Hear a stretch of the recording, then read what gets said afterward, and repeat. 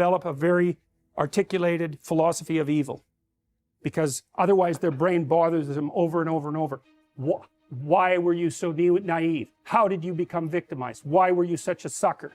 These are good questions. You don't want to have that happen to you again. You don't want to be exploited twice. Okay, so your eyes have to open up. We know the price of that from the Egyptian myth, right?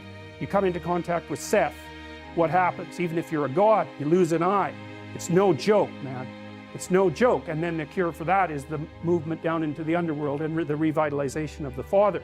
That's the identification with the force that created culture, right? And that then there's you and that together. Then you can withstand malevolence. Maybe you can withstand tragedy and malevolence. And then that's the whole secret, right? Because that's what you want in life. You need to be able to withstand tragedy, and you need to be able to withstand malevolence, because those are the forces that are always working against you. And so this is associated with the Jungian idea of incorporation of the shadow, right? You have to be, we know this, God, we know how predators work with regards to children even.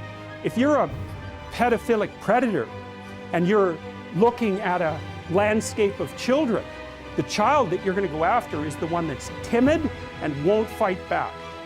You pick your victim. And predatory people in general are exactly like that, man. Because they're predators. They're not going to attack someone who's going to fight back. In fact, the issue is likely not to even come up. They're going to be looking for someone, one way or another, that cannot conceptualize what they are. And then, perfect. It's an open season, man. It's open season. And so if you're treating someone with post-traumatic stress disorder, first, they need an introduction to the philosophy of malevolence, and second, they have to learn to become dangerous, because that's the only way out. What's the alternative? They get these recurrent thoughts about their vulnerability in the face of malevolence and their own naivety, because by definition, if someone psychopathic has exploited you, you're too naive. It's a definitional issue. You can say, well, that's no fault of mine. How the hell could I be prepared? Fair enough, man. Perfectly reasonable objection.